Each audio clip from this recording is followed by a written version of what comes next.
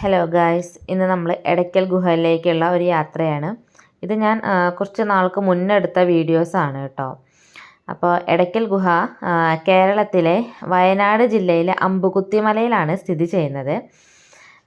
ഈ എടയ്ക്കൽ ഗുഹ അത്യാവശ്യം നന്നായിട്ട് നല്ല ദൂരം നടക്കാനുണ്ട്. അതുപോലെ തന്നെ ഒരുപാട് സ്റ്റെപ്പുകൾ കയറി മുകളിലേക്ക് എത്താനും ഉണ്ട് കേട്ടോ.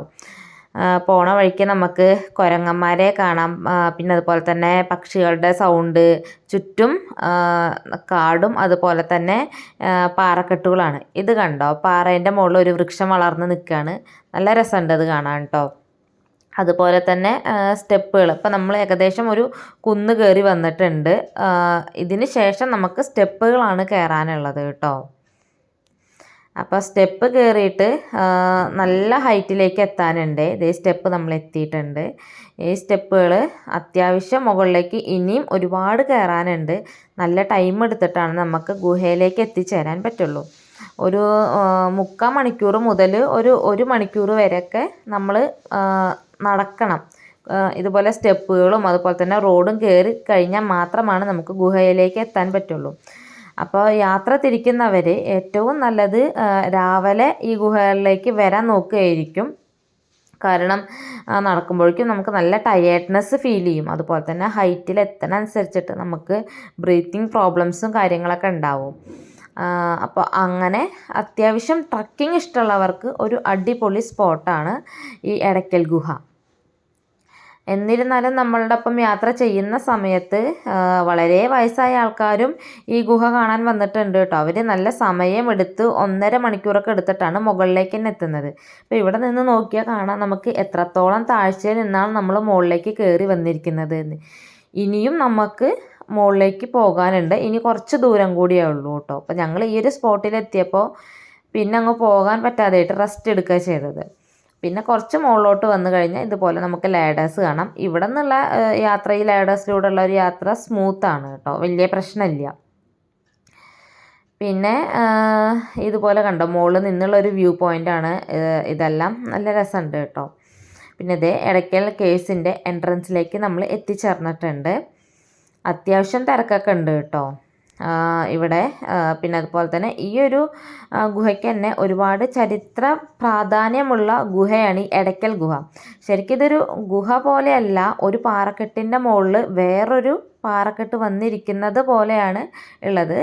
ഗുഹ എന്ന് അങ്ങനെ പറയാൻ പറ്റുമെന്ന് എനിക്കറിയില്ല. എനിക്കങ്ങനെയാണ് ഫീൽ ചെയ്തത് കേട്ടോ. അതായത് ഒരു മുകളിൽ മറ്റൊരു പാറക്കെട്ട് വന്ന് പതിച്ച പോലെയാണ് തോന്നുന്നത്. ഇതിൻ്റെ ഒരു ഐതിഹ്യം എന്ന് പറയുന്നത്, രാമായണവുമായി ബന്ധപ്പെട്ടൊരു ഐതിഹ്യം, ലവകുശന്മാർ അമ്പ് ചെയ്തപ്പോൾ ഉണ്ടായ ഗുഹയാണ് എടയ്ക്കൽ ഗുഹ എന്നും ഒരു ഐതിഹ്യമുണ്ട് കേട്ടോ. പിന്നെ ഇതുപോലെ നമ്മൾ ഗുഹയിലേക്ക് എത്തി അതിന് ശേഷം ഇതുപോലെ ഒരു നാരോ ആയിട്ടുള്ള പാറക്കെട്ടുകളുടെ ഇടയിലൂടെ ചെന്ന് കഴിഞ്ഞാൽ നമുക്ക് പിന്നെയും ഒരു എൻട്രൻസിലേക്ക് എത്തിച്ചേരാൻ പറ്റും കേട്ടോ. ഞാൻ കാണിച്ചു തരാം. അത്യാവശ്യം തിരക്കും കാര്യങ്ങളൊക്കെ ഉണ്ട്. അപ്പോൾ നമുക്ക് വീഡിയോ എടുക്കുമ്പോൾ നമ്മുടെ പിന്നിലൊക്കെ ആൾക്കാർ ഇഷ്ടംപോലെ പേര് ക്യൂവിൽ നിന്നിട്ടാണ് വരുന്നത്. അപ്പോൾ അവർക്ക് ആർക്കും ഒരു ബുദ്ധിമുട്ടില്ലാത്ത രീതിയിൽ നമുക്ക് വീഡിയോ എടുക്കുകയും വേണം. പിന്നെ ഇതുപോലെ പാറക്കെട്ടുകൾ ഉള്ളതായതുകൊണ്ട് തന്നെ സൂക്ഷിച്ചിട്ട് നടക്കുകയും വേണം. ഇതേ നമുക്ക് ഇവിടെയും ഇതുപോലെ തന്നെ ഒരു ഗുഹയാണ് ഉള്ളത് കേട്ടോ. പണ്ട് കാലങ്ങളിൽ മനുഷ്യന്മാർ വസിച്ചിരുന്നു എന്നും പറയപ്പെടുന്നുണ്ട്. അപ്പോൾ ഇതാണ് നമ്മുടെ ഗുഹേൻ്റെ ഉൾവശം കേട്ടോ. അതുപോലെ തന്നെ നമുക്ക് ഈ ചുറ്റുമുള്ള പാറക്കെട്ടുകളുടെ മുകളിലൊക്കെ ഇതുപോലെ കൊത്തുപണികൾ കാണാൻ പറ്റും. ഇതിലിങ്ങനെ നമ്മൾ സൂക്ഷിച്ച് നോക്കിക്കഴിഞ്ഞാൽ നമുക്ക് മനസ്സിലാവാൻ പറ്റുന്നതേ ഉള്ളൂ. അമ്പുകളുണ്ട്, അതുപോലെ തന്നെ മനുഷ്യരൂപങ്ങൾ, മൃഗങ്ങളുടെ രൂപങ്ങൾ, നക്ഷത്രങ്ങൾ, അങ്ങനെ ഒരുപാട് ഓരോ ചിത്രങ്ങളും ഇതിൽ നമുക്ക് കാണാൻ പറ്റും കേട്ടോ. ചുറ്റുമുള്ള പാറക്കെട്ടുകൾ മുഴുവനും ഇതുപോലെയുള്ള കൊത്തുപണികൾ കാണുന്നുണ്ട്. അങ്ങനെ നമ്മൾ എടയ്ക്കൽ കേവ്സ് കണ്ടിട്ട് പുറത്തേക്ക് ഇറങ്ങി കേട്ടോ.